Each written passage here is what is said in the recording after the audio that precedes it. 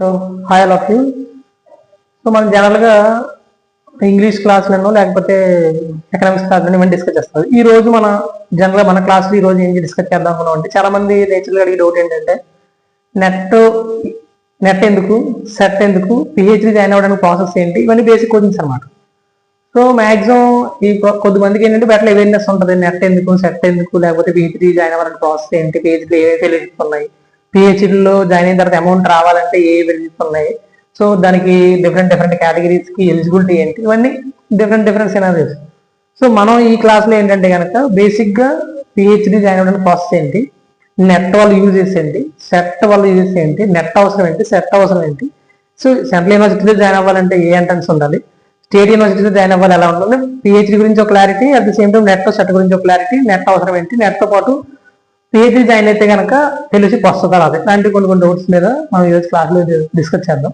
So ఇందులో భాగంగా first basic question ఏంటి అంటే కనుక, మనకి ప్రైమరీ ఎడ్యుకేషన్ ఉంది. ప్రైమరీ ఎడ్యుకేషన్ అంటే మనకు బాగా తెలుసు, 1 to 5th ని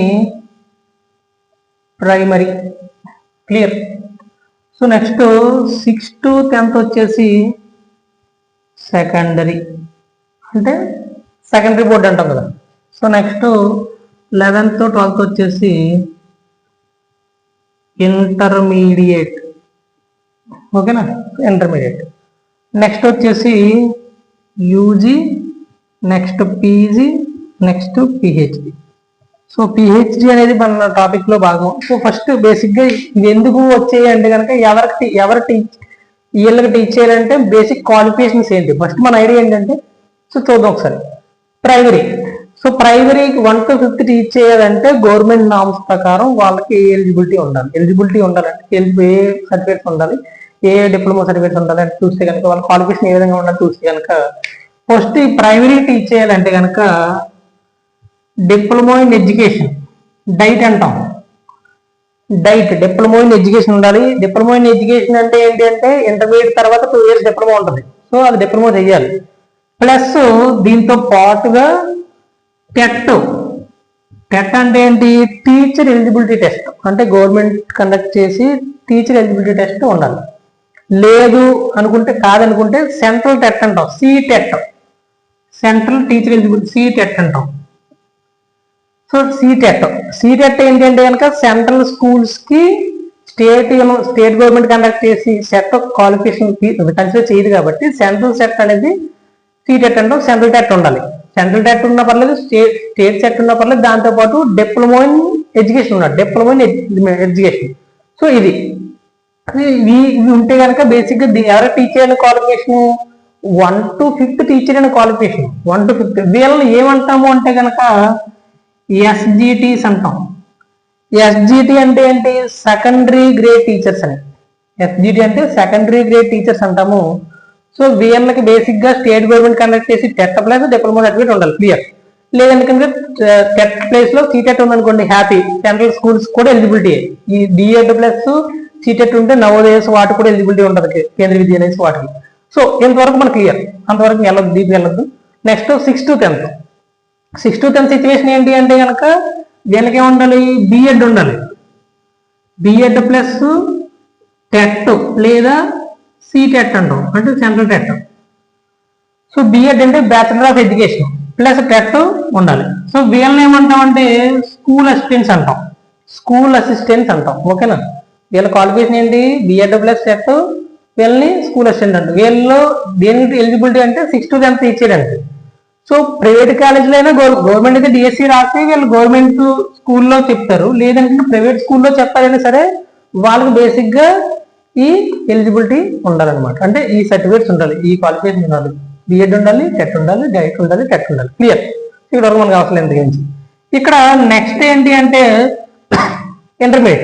ఇంటర్మీడియట్ టీచ్ చేయాలంటే పీజీ ఉండాలి. పీజీ 55% మార్క్స్ ఉండాలి, అది జనరల్ కేటగిరీ. 50% మార్క్స్ ఉండాలి, ఓబీసీ కానీ, షెడ్యూల్ క్యాస్ట్ కానీ, షెడ్యూల్ ట్రైబ్ కానీ 50% మార్క్స్ ఉండాలి. సో ఇది పీజీ. ఎవరికి, ఇంటర్మీడియట్ టీచ్ చేయడానికి ఎటువంటి ఎంట్రన్స్ టెస్ట్లు, టెట్ లాంటివి అవసరం లేదు. సో కొన్ని స్టేట్స్ రీసెంట్ గా కర్ణాటక కానీ తమిళనాడు కానీ వీళ్ళు ఏంటంటే పీజీతో పాటు బీఈడి మ్యాండేటరీ చేశారు. పీజీతో పాటు బీఈడి మ్యాండేటరీ చేశారు. Bachelor of education BEd mandatory చేశారు.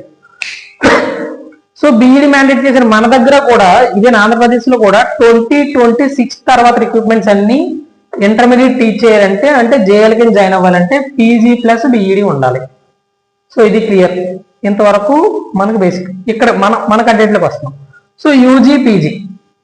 యూజీ అంటే అండర్ గ్రాడ్యుయేషన్, బీటెక్ అయినా లేకపోతే బీఏ అయినా బీఎస్సీ అయినా బీకామ్ అయినా ఇవన్నీ అండర్ గ్రాడ్యుయేషన్, లేకపోతే బీఫార్మసీ అవ్వచ్చు.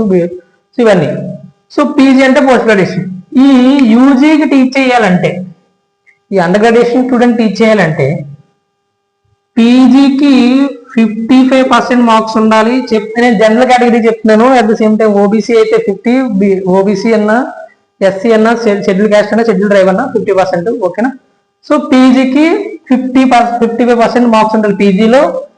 At the same time plus net అంటాం లేదా సెట్ అంటాం లేదా పిహెచ్. సో అంటే అర్థం ఏంటి? పీజీలో 50% మార్క్స్ ఉండాలి ప్లస్ ఈ మూడిట్లో ఏదో ఒకటి ఉండాలి. సో ఈ మూడిట్లో ఏదో ఒకటి ఉన్నప్పుడు మాత్రమే ఎవరికి యూజీ వాళ్ళకి టీచ్ చేయడానికి ఎలిజిబిలిటీ.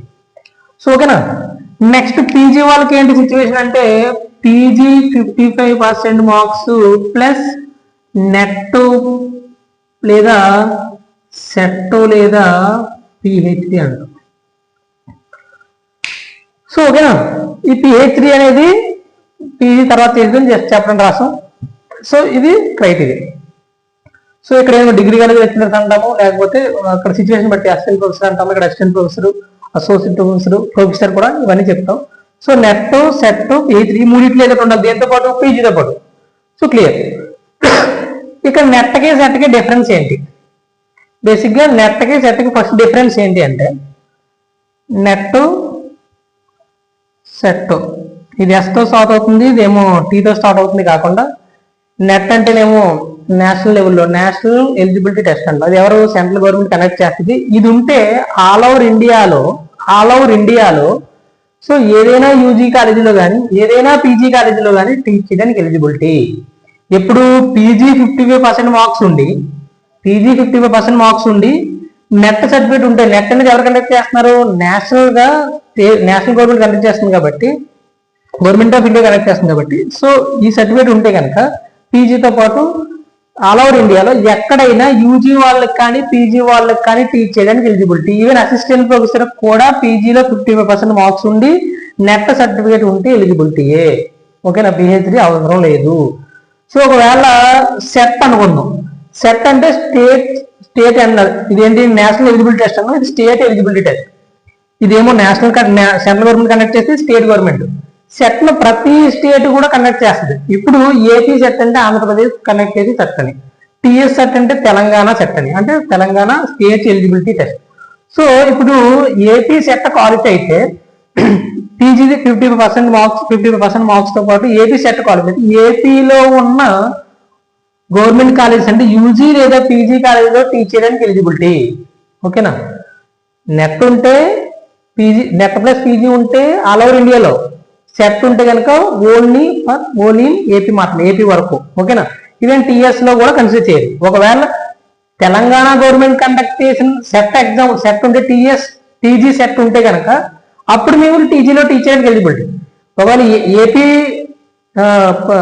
వాళ్ళు ఏపీ నేటివ్ పర్సన్ అవ్వండి కనుక టీజీలో సెట్ ఉంటే టీజీలో ఎలిజిబిలిటీ ఉంటుంది, కానీ ఏపీలో కూడా ఎలిజిబిలిటీ ఉండదు. సో ఏ స్టేట్ కి ఆ స్టేట్ ఎలిజిబిలిటీ టెస్ట్ ఉంటుంది, స్టేట్ ఎలిజిబిలిటీ. సో ఆ స్టేట్ లో మాత్రమే. కాకపోతే నెట్ ఉంటే మాత్రం ఆల్ ఓవర్ ఇండియాలో ఎక్కడైనా టీచ్ చేయడానికి పీజీ ప్లస్.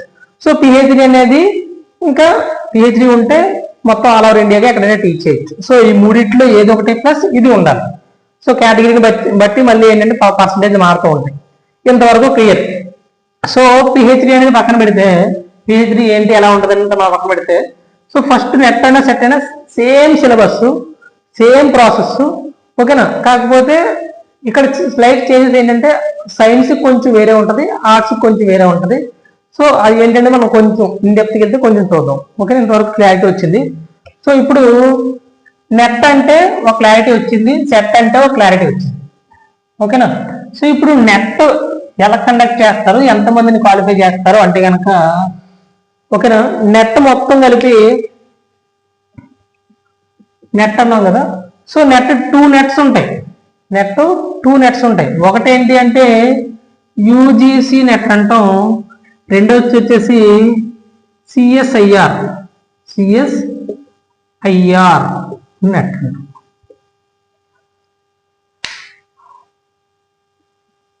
సో సిఎస్ఐఆర్ అంటే ఫస్ట్ 2 అన్నాం కదా. సో ఇక్కడ యూజీసీ నెట్ లో 85 సబ్జెక్ట్స్ ఉంటాయి, ఇక్కడ సిఎస్ఐఆర్ లో 5 సబ్జెక్ట్స్ మాత్రమే ఉంటాయి. ఇక్కడేమో 85 సబ్జెక్ట్స్, ఇక్కడేమో 5 సబ్జెక్ట్స్ మాత్రమే ఉంటాయి. సో ఇక్కడ ఈ 5 సబ్జెక్ట్స్ మనం డిస్కస్ చేసుకుంటే మిగిలినవన్నీ కూడా ఇందులోకి వచ్చేస్తాయి. ఓకేనా. సిఎస్ఐఆర్ అంటే ఏంటి, council of scientific and industrial research అనమాట. సైంటిఫిక్ అండ్ ఇండస్ట్రియల్ రీసెర్చ్ అది కౌన్సిల్ ఆఫ్. ఓకేనా. ఇక్కడ 5 సబ్జెక్ట్స్ అన్నాం కదా. సో ఈ 5 సబ్జెక్ట్స్ ఏంటి అంటే కనుక ఈజీ గుర్తుపెట్టుకోవడం కోసం మ్యాథమెటికల్ సైన్స్ అంటాము, ఫిజిక్స్ ఓకేనా, ఫిజికల్ సైన్స్ అంటాము, నెక్స్ట్ కెమికల్ సైన్సెస్ అంటాము, నెక్స్ట్ వచ్చేసి ఎర్త్ సైన్సెస్ అంటాము, నెక్స్ట్ వచ్చేసి లాస్ట్ది లైఫ్ సైన్సెస్ అంటాం. సో మొత్తం 5 ఉన్నాయి. ఈ 5 మాత్రమే సిఎస్ఐఆర్ లో ఉంటాయి. ఇక్కడ నెగిటివ్ మార్క్స్ ఉంటాయి. సో ఇది మన పార్ట్ లో ఇది కాదు. ఒకవేళ మీకు ఎవరైనా రిక్వెస్ట్ చేసి దీని మీద వీడియో చేసిన తర్వాత ముందైతే కనుక యూజీసీ నెట్ మీద సో 85 సబ్జెక్ట్ ఏమి దాని మీద డిస్కస్ చేద్దాం. సో ఇక్కడ maths common, applied maths, normal maths ఇవన్నీ మ్యాథ్స్ లోకి వస్తాయి. ఫిజిక్స్ ఏమో న్యూక్లియర్ ఫిజిక్స్, ఇవన్నీ నార్మల్ ఫిజిక్స్ ఇవన్నీ వస్తాయి. కెమిస్ట్రీలో ఏమో analytical chemistry, organic chemistry, inorganic ఇవన్నీ వస్తాయి. ఎర్త్ సైన్సెస్ నార్మల్ గా వస్తాయి. నెక్స్ట్ లైఫ్ సైన్సెస్ అంటే బయోకెమిస్ట్రీ, మైక్రోబయాలజీ, బయోటెక్నాలజీ ఇవన్నీ సిఎస్ఐ సంబంధించిన నెగిటివ్ మార్క్స్ కూడా ఉంటాయి. వీటితో మన సంబంధం లేదు. సో ఇక్కడ యూజీసీ నెట్ 85 సబ్జెక్ట్స్ ఉంటాయని చెప్పాం కదా. సో 85 ఇక్కడ లేవన్నీ 85 సబ్జెక్ట్స్ ఉంటాయి. సో ఇక్కడ నెట్ తో అడ్వాంటేజెస్ ఏంటి అంటే కనుక బేసిక్ గా నెట్ ఒకవేళ కెరియర్ లో టీచింగ్ ఇంట్రెస్ట్ ఉన్నా లేకపోతే నెట్ తో లైఫ్ ఉంటది అనుకుంటే కనుక షార్ట్ టర్మ్ లో స్టేట్ గవర్నమెంట్ నోటిఫికేషన్ కోసం ఎన్ని అంటే ఎంప్లాయ్మెంట్ కోసం ఇబ్బంది పడకుండా ఉంటాయి. నెట్ తో బేసిక్ ఏంటంటే కనుక అడ్వాంటేజెస్ ఇయర్లీ 2 టైమ్స్ ఉంటారు ఖచ్చితంగా, జూను, డిసెంబర్. సో ఖచ్చితంగా 2 సైకిల్స్ ఉంటాయి. ఎవ్రీ ఇయర్ 2 సైకిల్స్ ఖచ్చితంగా ఉంటాయి. జూన్ లో ఉంటుంది, డిసెంబర్ లో ఉంటుంది, ఖచ్చితంగా నోటిఫికేషన్ ఉంటుంది. డ్యామ్ షూర్ గా మీరు చదువుకోవచ్చు. అంటే సెక్యూర్ గా మీరు నిజంగా ఇంట్రెస్ట్ ఉంటే కనుక ఖచ్చితంగా చదువుకుంటే మీకు లైఫ్ లో అంటే ఫైనాన్షియల్ అసిస్టెన్స్ తో పిహెచ్డి జాయిన్ అయిన తర్వాత మీ కెరియర్ ని పిహెచ్డితో పాటు రీసెర్చ్ అయితే రీసెర్చ్ లేకపోతే ఇంకొంచెం బెటర్ గా ఏదన్నా ఫైనాన్షియల్ సపోర్ట్ ఉంటుంది కాబట్టి ఏదైనా చదవడానికి పాసిబిలిటీ ఉంది, అవకాశం ఉంది. ఇక్కడ వరకు క్లియర్. సో ఇక్కడ 85 సబ్జెక్ట్స్ ఉన్నాయి కదా. ఇక్కడ ఏంటి అంటే కనుక యూజీసీ నెట్ లో బేసిక్ గా మొత్తం 2 పేపర్స్ ఉంటాయి. యూజీసీ నెట్ లో 2 పేపర్స్ ఉంటాయి. ఇక్కడ నెగిటివ్ మార్క్స్ ఉంటాయి, ఇక్కడ నెగిటివ్ మార్క్స్ ఉండవు పూర్తిగా. ఇక్కడ ఎన్ని పేపర్స్ ఉంటాయి, 2 పేపర్స్ ఉంటాయి. సో పేపర్ 1 వచ్చేసి అందరికి కామన్ పేపర్ 1 వచ్చేసి అందరికి కామన్ పేపర్. సో ఈ కామన్ పేపర్ లో 10 యూనిట్స్ ఉంటాయి. 10 యూనిట్స్ అంటే ఏంటంటే ఇప్పుడు మన పీజీలో ఒక్కొక్క సెమిస్టర్ లో ఒక్కొక్క పేపర్ చదువుతూ ఉంటాం. సో ఎకనామిక్స్ తీసుకున్నాం అనుకోండి, మైక్రో ఎకనామిక్స్ అంటాం, మైక్రో ఎకనామిక్స్ అంటే పేరుకి ఒక పేపర్ కానీ అదొక పెద్ద బుక్ ఉంటుంది. అలాగే ఇక్కడ పేపర్ 1 లో 10 టాపిక్స్ అంటే 10 బుక్స్ సింపుల్ గా చెప్పాలంటే, కాకపోతే అంత పెద్దగా ఉండకపోవచ్చు. ఈ 10 టాపిక్స్ ఏంటి అంటే కనుక research methodology, teaching aptitude, data interpretation, communication, IT, information technology, next environment studies, higher education, next data interpretation, logical reasoning, analytical reasoning, ఇవి 10 కాన్సెప్ట్స్ ఉంటాయి. సో ఈ 10 టాపిక్స్ నుంచి ఈచ్ టాపిక్ నుంచి 5 క్వశ్చన్స్ వస్తాయి. సో ఈచ్ 5 అంటే 10 into 5 50 క్వశ్చన్స్. ఒక్కొక్క question కి ఎన్ని మార్క్స్ అంటే కనుక 2 మార్క్స్. సో మొత్తం 100 మార్క్స్. సో మొత్తం ఎన్ని 100 మార్క్స్. ఇది పేపర్ 1. సో ఇక్కడ పేపర్ 2 ఏంటి అంటే మనం టోపన్ ఫీల్ అవుతాం కదా, అది మన పేపర్ అన్నమాట. సో మన పేపర్ ఏంటి, ఇక్కడ కూడా మళ్ళీ 10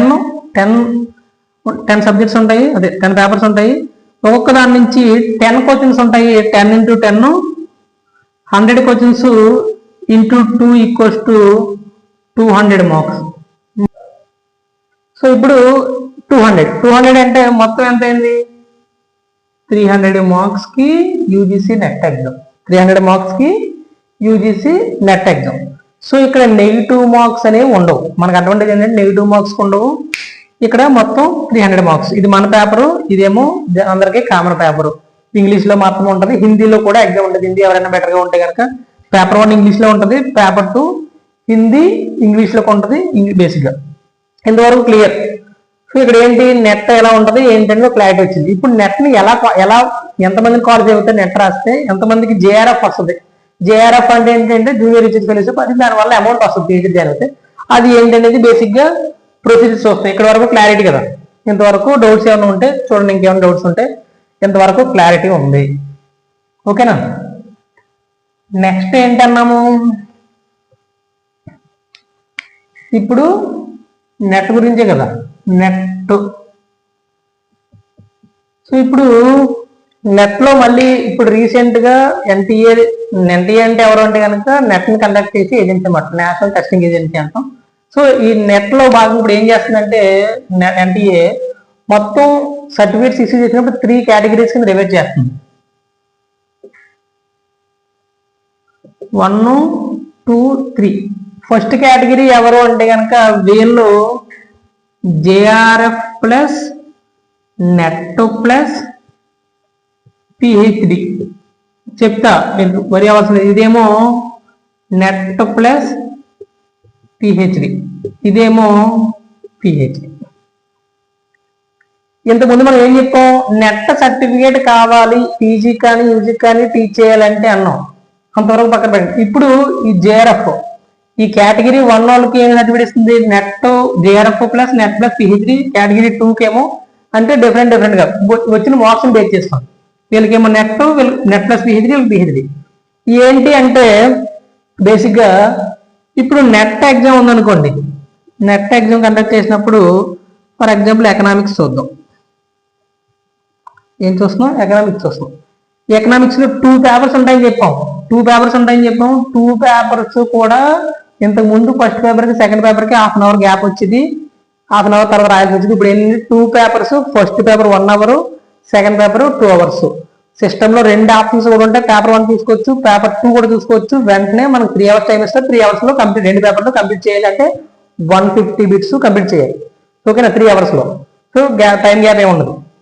సో ఇప్పుడు ఎకనామిక్స్ లో ఒక 120 మెంబర్స్ అప్లై చేసి 110 మెంబర్స్ హాల్ టికెట్ డౌన్లోడ్ చేసుకొని 100 మెంబర్స్ మాత్రమే ఎగ్జామ్ సెంటర్కి వెళ్ళి ఎగ్జామ్ కూర్చున్నారు. ఇప్పుడు ఏంటి 100 మెంబర్స్ ఎకనామిక్స్ లో ఎగ్జామ్ రాశారు. అంటే 85 సబ్జెక్ట్స్ లో ఎకనామిక్స్ అనేది ఒకటి. ఎకనామిక్స్ లో 100 మెంబర్స్ అప్లై చేసింది వేరు, ఆల్రెడీ డౌన్లోడ్ చేసుకున్న నెంబర్ వేరు. ఎగ్జామ్ 2 పేపర్స్ కి కూడా కూర్చున్నది అంటే 100 మెంబర్స్. సో 100 మెంబర్స్ 2 పేపర్స్ ని అటెంప్ట్ చేశారు, 2 పేపర్స్ ఎగ్జామ్ కూడా రాశారు. సో ఇప్పుడు ఇందులో 6%, 100 లో 6% అంటే ఎంత? 6 మెంబర్స్. 6 మెంబర్స్ కి ఏ సర్టిఫికేట్ ఇస్తారంటే కనుక ఈ నెట్ ప్లస్ పిహెచ్డి అనే సర్టిఫికేట్ ఇస్తారు.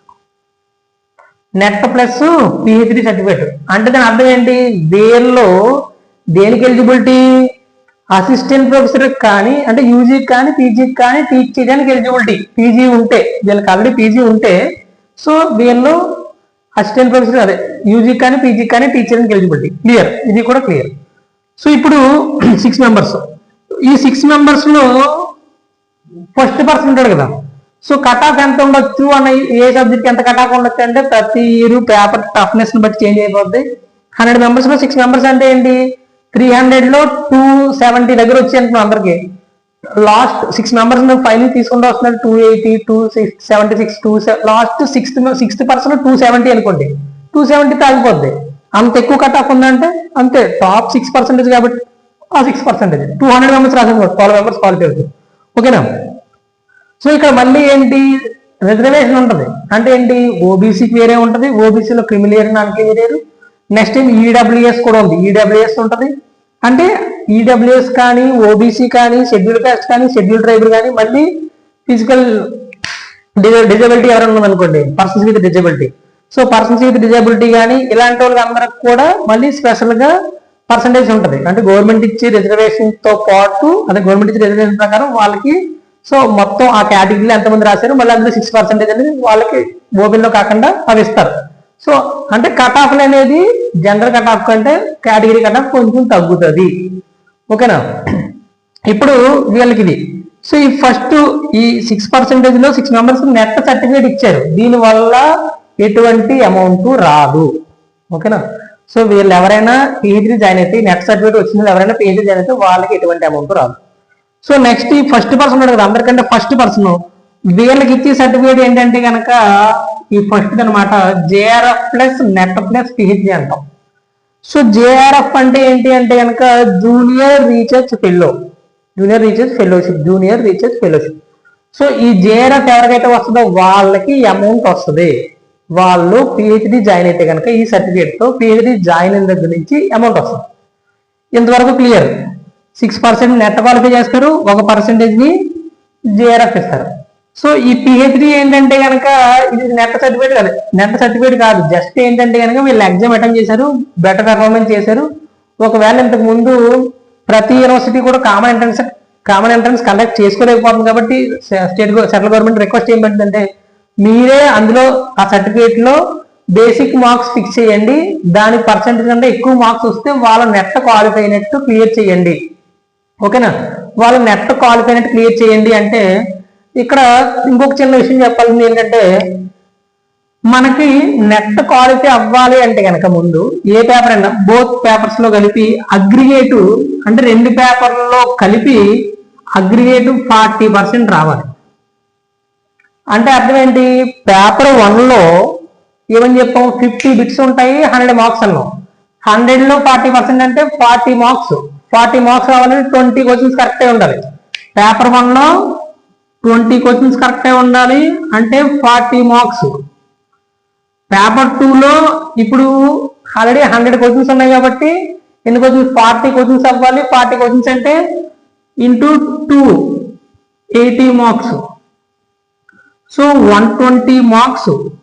ఇది ఏంటి అంటే జనరల్ గా అంటే 40% గాన మీకు నెట్ లో అంటే టోటల్ 300 మార్క్స్ కి 40% స్కోర్ రాకపోతే, ఒకవేళ మీరు నెట్ క్వాలిఫై అంటే ఏంటి, ఇప్పుడు 6 మెంబర్స్ క్వాలిఫై చేస్తాను, 6 మెంబర్స్ కూడా అందరూ 40% లోపే వచ్చారు. 40% లోపు వస్తే వాళ్ళకు 6% లో టాప్ లో ఉన్నా సరే వాళ్ళు నెట్ ఇవ్వరు. సో ఎప్పుడు కూడా మినిమం గా క్రైటీరియా ఏంటి 40% అబవ్ ఉండాలి, అప్పుడు టాప్ లో ఉన్న 6 మెంబర్స్ ఇస్తారు. ఈ 40% రాకపోతే మాత్రం ఈ టాప్ లో 39% వచ్చింది, నువ్వే టాప్ అయినా నీకు ఇవ్వరు. బేసిక్ ఏంటి అగ్రిగేట్ 2 సబ్జెక్టులు 2 పేపర్లు కలిపి 40% స్కోర్ రావాలి. ఇదేంటి ఓపెన్ కేటగిరీ. రిమైనింగ్ కేటగిరీస్ కి అయితే కనుక అదర్ బ్యాక్వర్డ్ క్లాసెస్ కానీ, షెడ్యూల్ క్యాస్ట్ కానీ, షెడ్యూల్ ట్రైబ్ కానీ, పర్సన్ విత్ డిజబిలిటీ కానీ 35%. సో రిమైనింగ్ వాళ్ళకి 35%. ఓకేనా.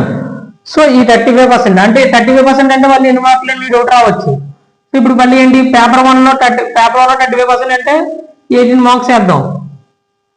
సో 18 బిట్స్ 18 into 2 అంటే 36. నెక్స్ట్ వచ్చేసి ఇక్కడ 35 బిట్స్ కరెక్ట్ అవ్వాలి కదా, 35 into 2 అంటే 70. సో 106. సో 106 మార్క్స్ వస్తే మిగిలిన కేటగిరీలో బేసిక్ గా 106 వచ్చిన మార్క్స్ వచ్చిన తర్వాత అంటే మీరు బేసిక్ గా యూజీసీ నెట్ క్రైటీరియాని ఫిల్ఫిల్ చేశారు. ఇప్పుడు మిమ్మల్ని రేసులో ఉన్నట్టు కన్సిడర్ చేస్తారు. ఇప్పుడు రేసులో మీరు టాప్ లో వస్తే అప్పుడు మీకు నెట్ ఇస్తారు. ఒకవేళ ఈ క్రైటీరియా మీరు ఫిల్ఫిల్ చేయకపోతే మిమ్మల్ని రేసులోనే ఫస్ట్ రేసులో నుంచే రిమూవ్ చేస్తారు. ఇది బేసిక్ ఐడియా. ఇక్కడ నుంచి మళ్ళీ ఇక్కడ వచ్చేస్తున్నాం. సో ఫస్ట్ పర్సన్ JRF ఇచ్చారు, 6 మెంబర్స్ లో ఒకరు JRF ఇచ్చారు, ఈ JRF అమౌంట్ వస్తుందని చెప్పాం.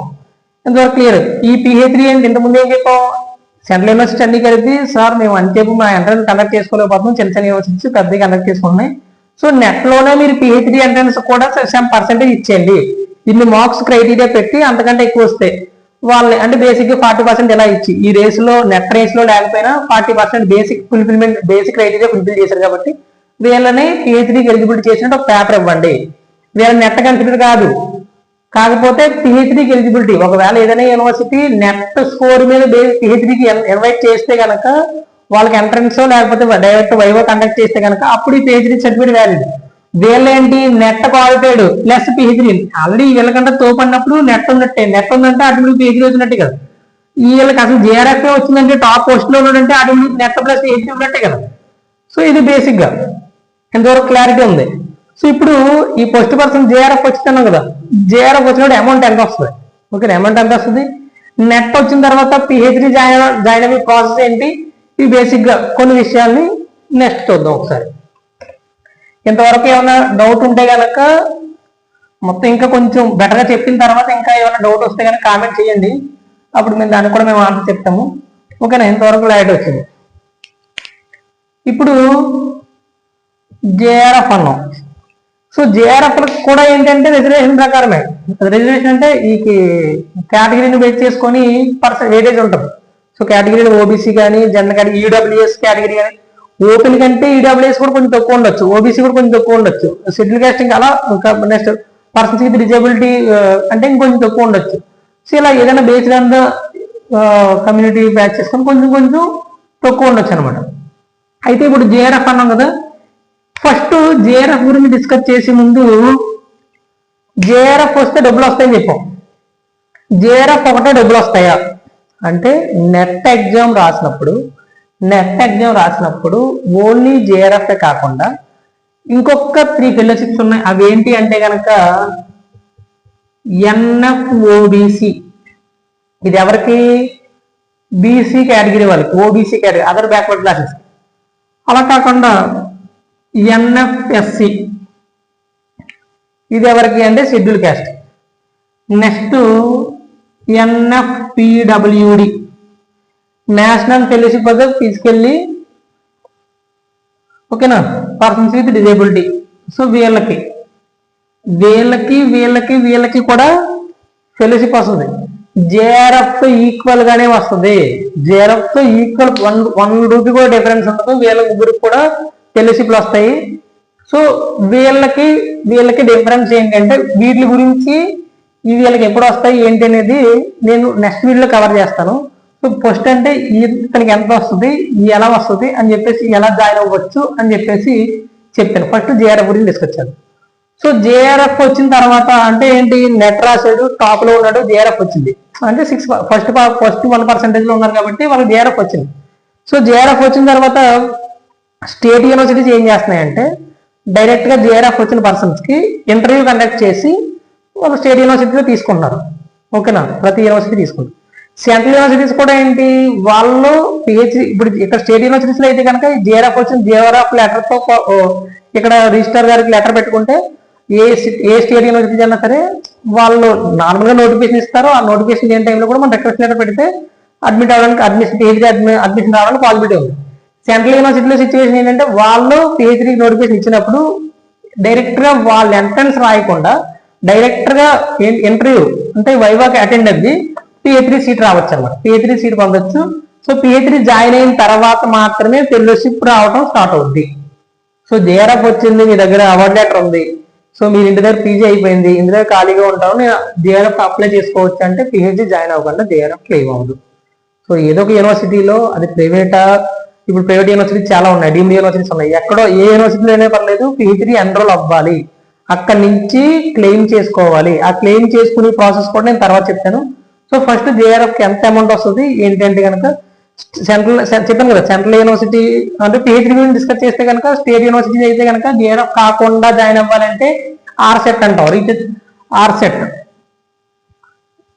Research common entrance test. ఇదేంటి, ఆంధ్రప్రదేశ్ గవర్నమెంట్ కండక్ట్ చేస్తుంది. ఇందులో మళ్ళీ దీని గురించి మీకు ఇంకా ఇంట్రెస్ట్ ఉంటే కనుక దీని మీద ఒక కామెంట్ చేస్తే ఏదో ఒక వీడియో చేద్దాం. ఆర్సెట్ లో పేపర్లు ఏంటి, ఎలా ఉంటాయి, నెట్ టౌలింగ్ స్పెషల్ ఏంటి, నెట్ లేని స్పెషల్ ఏంటి, సెట్ ఏంటి, దీని మీద సపరేట్ వీడియో చేద్దాం. ఓకేనా. సో ఇది ఆర్సెట్. అలా కాకుండా అంటే ఆర్సెట్ అలా ప్రతి స్టేట్ యూనివర్సిటీస్ కోసం స్టేట్ యూనివర్సిటీ అన్ని కలిపి స్టేట్ గవర్నమెంట్ కనెక్ట్ చేసి యూనివర్సిటీల్లో ఇప్పుడు జనరల్ ర్యాంకింగ్ ఇచ్చి వాళ్ళు వెబ్ ఆప్షన్ పెట్టుకుంటే సీట్ అలాట్మెంట్ చేస్తారు. ఇది క్లియర్. సెంట్రల్ యూనివర్సిటీస్ లో ఏం చేస్తున్నారంటే కనుక జేఆర్ఎఫ్ వచ్చిన తీసుకుంటారు, స్టేట్ లో జేఆర్ఎఫ్ తీసుకుంటారు, లేకపోతే సెంట్రల్ యూనివర్సిటీస్ కామన్ ఎంట్రన్స్ పెట్టి వైవో పెట్టుకుని వాళ్ళు తీసుకుంటారు. అంటే ప్రతి సెంట్రల్ యూనివర్సిటీ ఇండివిజువల్ పెట్టుకుంటుంది. స్టేట్ యూనివర్సిటీస్ ఆ అన్ని ప్రాబ్లమ్స్ ఇష్యూ లేకుండా కామన్ ఎంట్రన్స్ పెట్టుకుని స్టేట్ గవర్నమెంట్ అలర్ట్ చేస్తుంది. అయితే ఇప్పుడు మనం దేని గురించి డిస్కస్ చేస్తున్నాం, జేఆర్ఎఫ్ అంటే ఏంటి, జేఆర్ఎఫ్ లో అమౌంట్ ఎలా ఉంటుంది ఏంటనే కదా. ఫస్ట్ జేఆర్ఎఫ్ కదా, జేఆర్ఎఫ్ మొత్తం పిహెచ్డి బేసిక్ గా గవర్నమెంట్ సపోర్ట్ తో, ఫైనాన్షియల్ అసిస్టెన్స్ తో, అంటే గవర్నమెంట్ సపోర్ట్ తో ఫైనాన్షియల్ గా యూజీ నుంచి అమౌంట్ తో 5 years మాట. అంటే 5 years వరకు గవర్నమెంట్ సపోర్ట్ యూజీసీ సపోర్ట్ వస్తే 5 years డబ్బులు వస్తాయి అన్నమాట. మొత్తం ఫస్ట్ 2 years ని జేఆర్ఎఫ్ అంటాం, జూనియర్ రీసెర్చ్ ఫెలోషిప్ అంటాం. నెక్స్ట్ 3 years ని ఎస్ఆర్ఎఫ్ అంటాం. ఇది నెక్స్ట్ 3 years ఉంటుంది. అంటే ఏంటి, డేట్ ఆఫ్ జాయినింగ్ నుంచి మీరు ఈరోజు జాయిన్ అయిపోతే ఈ రోజు జాయిన్ అయిన దగ్గర నుంచి 2 years వరకు జేఆర్ఎఫ్, నెక్స్ట్ ఎస్ఆర్ఎఫ్. సో ఈ 2 years లో మీకు ఎంత అమౌంట్ వస్తుంది అంటే కనుక ఫస్ట్ 2 years బేసిక్ వచ్చేసి 37,000. ఇది ఏంటి, బేసిక్ పే. అంటే ఎవరికైనా జేఆర్ఎఫ్ తో పిహెచ్డి జరిగితే, జేఆర్ఎఫ్ అనే కాదు, ఇవి కూడా వీటి గురించి తప్ప డిస్కస్ చేస్తాను చెప్పి వేరే వీడియోస్తో. దీనికి దానికి డిఫరెన్స్ ఏంటంటే వేరే అసిస్టెంట్ ప్రొఫెసర్ ఎంట్రన్స్ లో మార్క్స్ చేయని డిఫరెన్స్ ఉంటుందో నేను తర్వాత చెప్తాను. సో ఓకేనా, 37,000. సో ప్లస్ 37,000 ప్లస్ హెచ్ఆర్ఏ అంటాం. హెచ్ఆర్ఏ అంటే హౌస్ రెంట్ ఎలివెన్స్. అంటే ఏంటి, మీరు పిహెచ్డీ చేస్తున్నారంటే దాని అర్థం ఏంటంటే మీకు ఒక చోట అది గవర్నమెంట్ హాస్టల్లో ఉండొచ్చు, లేకపోతే ప్రైవేట్ రూమ్ తీసుకొని ఉండొచ్చు, దానికి కూడా రెంట్ కట్టాలి. కాబట్టి హౌస్ రెంట్ ఎలివెన్స్ కూడా యూజీసీ వాళ్ళే ఇస్తారు. ఇది మీరు బతకడానికి, ఇది ఇంతది కట్టడానికి. సో హౌస్ రెంట్ ఎలివెన్స్ అంటాం. ఇది పర్సంటేజ్ ఉంటుంది, పర్సంటేజ్ దేని చూడండి. సో ఇప్పుడు 10%, 20%, 30%. సో దేని మీద పర్సంటేజ్ ఇవి అంటే కనుక బేసిక్ మీద పర్సంటేజ్ లేదు. సో బేసిక్ మీద ఈ పర్సంటేజ్ ఎలా డిఫరెన్స్ అవుతాయి, ఒక యూనివర్సిటీ వచ్చేసి విలేజ్ దగ్గరలో, విలేజ్ లో ఉందనుకోండి, విలేజ్ లెవెల్లో ఉంది. సో అక్కడ హెచ్ఆర్ఏ ఏంటి, అక్కడ ఇంటర్వ్యూ తక్కువ ఉంటాయి కాబట్టి అక్కడ HRA 10% on the basic pay. 10% అంటే ఎంత, 10% ఆఫ్ 37,000 అంటే 3,700. ఓకేనా, ఇది ప్లస్ 3,700 వస్తాయి. సో 20% ఏంటంటే మున్సిపాలిటీ దగ్గరగా ఉందనుకోండి, 20% అంటే దీంట్లో 20% అంటే 7,400. ఓకేనా, సో మనకు ఆల్రెడీ పర్సంటేజ్ క్యాల్కులేట్ చేయడం వచ్చు కదా. సో ఏం చేస్తాం మనం, ఫస్ట్ 10% అంటే 10/100 ఇంటూ 37,000 వేస్తే ఆటోమేటిక్గా 3,700 వస్తుంది. సో అలా కాకుండా 20% వేస్తే కనుక 20% వేస్తే 7,400 వస్తుంది. సో 30% వేస్తే దాన్ని బట్టి 3 into 3 చేస్తాం. ఇప్పుడు బేసిక్ ఇది మనకి బేసిక్గా ఎలా చేయాలి ఏంటంటే ఇది అవసరం లేదు. సో ఇప్పుడు చూడండి 30%. అదే ఇప్పుడు విశాఖపట్నం ఇలాంటి అర్బన్ ఉన్నాయనుకోండి, అర్బన్ సిటీస్ ఉన్నాయి, వాళ్ళకి అక్కడ ఏంటంటే అక్కడ రూమ్ తీసుకుంటే ఎక్కువ కాస్ట్ అవుతుంది. కాబట్టి 30% అంటే ఉన్న యూనివర్సిటీ లొకేషన్ బేస్ చేసుకుని, ఉన్న సిటీని చేసుకుని 10, 20, 30 అనేది డిసైడ్ అవుద్ది. సో ఇప్పుడు మనం జస్ట్ బేసిక్ గా 20% మిడిల్ లో ఉంది కాబట్టి 20% తీసుకుంటే కనుక ఎంత అయింది, 7,400. సో ఇంతేనా అంటే ఇంకొక కొంచెం ఉంది ఏంటంటే కనుక కంటింజెన్సీ అంటాం. ఇదేమో బేసిక్ పే, ఇది హెచ్ఆర్ఏ. కంటింజెన్సీ ఏంటి అంటే కనుక రీసెర్చ్ చేసి ప్రాసెస్ లో భాగంగా బండిల్స్, అంటే మన పేపర్ బండిల్స్, లేకపోతే ఈ పెన్, పెన్సిల్ ఇవన్నీ కొంటాం కదా, వీటికి కూడా పర్ యానంకి 10,000 ఇస్తారు. మొత్తం పర్ యానం కలిపి 10,000 పర్ యానంకి. అంటే సంవత్సరానికి 10,000, 3 నెలలకు ఒకసారి 2,500 ఇస్తారు. ఇది మొత్తం. సో ఇక్కడ 37 ప్లస్ 7 అంటే 44,400. సో ఇక్కడ 44,000 అంటే మొత్తం మీద 45,000 ప్లస్ ఇన్కమ్ అనేది ఇందులో వస్తుంది. జేఆర్ఎఫ్ 2 years వస్తుంది. ఓకేనా, సో ఒకవేళ ఫైనాన్షియల్ అసిస్టెన్స్ మీరు రీసెర్చ్ బెటర్ గా చేయొచ్చు. ఇక్కడ ఏదన్నా బెటర్ గా మీ లైఫ్ లో గోల్స్ కొంచెం రీసెర్చ్ అంటే యూనివర్సిటీని బేస్ చేసుకుని ఉంటుంది. కాకపోతే కొంచెం మీరు ఇంకా హైయర్ ఎడ్యుకేషన్ చదవాలనుకుంటే ఫైనాన్షియల్ సపోర్ట్ ఉంటుంది ఫస్ట్ నుంచి. దీనివల్ల ఏంటంటే ఖచ్చితంగా ఎవ్రీ ఇయర్ 2 cycles ఉంటాయి, జూన్, డిసెంబర్. కాబట్టి దీన్ని నమ్ముకుంటే మనకి ఇంట్రెస్ట్ ఉంటుంది. ఫస్ట్ ఇంట్రెస్ట్ లేకపోతే సైడ్ రావాల్సిన అవసరం లేదు. ఇంట్రెస్ట్ ఉంటే దీన్ని నమ్ముకుంటే కొంచెం బెటర్ గా ఉంటుంది అని చెప్పడానికి, ఫైనాన్షియల్ గా బర్డెన్ గా, ఫ్యామిలీ బర్డెన్ అవ్వకుండా ఉంటాం. నెక్స్ట్ 3 years ఏముంటదంటే 42,000 వచ్చేసి బేసిక్. 42,000 ఇది బేసిక్. నెక్స్ట్ మళ్ళీ సేమ్ హెచ్ఆర్ఏ వచ్చేసి 10%, 20%, 10, 20, 30 అనుకున్నాం. సో మళ్ళీ మనం యావరేజ్ గా 20 తీసుకుంటే 8,400. ఇక్కడ కంటింజెన్సీ వచ్చేసి 2,000 పెరుగుతుంది, 12,000 రూపీస్ పర్ యానం సంవత్సరానికి. ఓకేనా, సో పర్ యానం సంవత్సరానికి. ఇది బేసిక్ గా అంటే 42+8 ఇక్కడ 50+ వెళ్ళిపోయింది. సో ఇంకా 50+ ఇదేమో 1050 1400. ఓకేనా, ఇది నెక్స్ట్ 3 years వచ్చి అమౌంట్. సో అయితే పిహెచ్డి 5 years ఉండాలా అంటే మినిమం గా 2 years 10 months లో 2 years 10 months అంటే డేట్ ఆఫ్ జాయినింగ్ తర్వాత 2 years 10 months అయిపోతే ఈ వర్క్ కంప్లీట్ అయిపోతే కనుక సబ్మిట్ చేసుకోవచ్చు. సబ్మిట్ చేసుకుంటే అవార్డు అయిపోద్ది. ఈ రోజు అవార్డు అయిపోయిందో ఆ రోజు నుంచి మీ ఫెలోషిప్ ఆగిపోద్ది. లేదు ఇంకా మాకు ఫైనాన్షియల్ గా బయట జాయిన్ అయిన తర్వాత బయట అవార్డుతో మేము ఏం చేసేది లేదు అంటే, లేకపోతే ఇంకా విజిట్ చేస్తే బెటర్ గా ఉంటుంది, ఇంకా లాభ వర్క్ అవ్వదంటే 5 years వరకు మీరు ఫైనాన్షియల్ అసిస్టెన్స్ చేస్తారు. ఇది బేసిక్ గా అమౌంట్ వచ్చి ప్రాసెస్ అనమాట. ఓకేనా, జాయిన్ అయిన తర్వాత ఏంటి, ఎప్పుడైతే పిహెచ్డి ఎంటర్ అవుతారో ఆ రోజు నుంచి మాత్రమే ఇది మొత్తం క్లెయిమ్ అవుతుంది. సో ఇంకేంటి అంటే ఇవి కాకుండా ఇదే అమౌంట్ వీటితో కూడా వచ్చి పాసిబిలిటీ ఉంది. ఎన్ఎఫ్ఓబిసి కానీ, ఎన్ఎఫ్ఎస్సి కానీ, ఎన్ఎఫ్పిడబ్ల్యూ కానీ, పర్సన్ విత్ డిజబిలిటీ. ఇవి కూడా ఎలా ఇస్తారు అంటే కనుక సేమ్ ఏదైతే అమౌంట్ ఉన్నా అదే అమౌంట్ ఇస్తారు. కాకపోతే ఈ జేఆర్ఎఫ్ కి వీటికి స్లైట్ డిఫరెన్స్ ఏంటంటే, ఇప్పుడు జేఆర్ఎఫ్ సర్టిఫికేట్ ఉందనుకోండి, జేఆర్ఎఫ్ సర్టిఫికేట్ ని ఏదైనా ఎగ్జామ్ తీసుకెళ్ళాం అనుకోండి, అంటే ఇప్పుడు అసిస్టెంట్ ప్రొఫెసర్ కి మా ఇంటర్వ్యూ అక్కడికి వెళ్ళాలనుకోండి, జేఆర్ఎఫ్ సర్టిఫికేట్ ఉంటే లాస్ట్ మన స్టేట్ గవర్నమెంట్ ప్రకారం జేఆర్ఎఫ్ సర్టిఫికేట్ ఉంటే దాన్ని నార్మల్ గా ఆ సర్టిఫికేట్ ని 7 marks కింద యాడ్ చేసింది. ఆ సర్టిఫికేట్ ఉంటే 7 marks. అదే నెట్ సర్టిఫికేట్ ఉంటే 5 marks. అంటే జేఆర్ఎఫ్ కి నెట్ కి డిఫరెన్స్ ఎంత, 2 marks. జేఆర్ఎఫ్ కి నెట్ కి 2 marks డిఫరెన్స్. సో ఈ 2 marks డిఫరెన్స్ తప్ప మిగిలిన ఫెలోషిప్ బెనిఫిట్స్ అన్ని సేమే ఉంటాయి. సో వీళ్ళ ఏంటి అంటే వీళ్ళకి ఎన్ఎఫ్ఓబిసి రావడానికి ఏంటి, ఎన్ఎఫ్ఓబిసి ఎలా వస్తుంది అంటే కనుక ఇప్పుడు చూడండి, సేమ్ అమౌంట్ సేమ్ ఎంత. ఇప్పుడు ఎకనామిక్స్ గురించి ఎగ్జాంపుల్ తీసుకొని చెప్దాం ఒకసారి. ఎకనామిక్స్ ఇప్పుడు మనం దేని గురించి డిస్కస్ చేస్తున్నాం, ఎన్ఎఫ్ఓబిసి గురించి డిస్కస్ చేస్తున్నాం.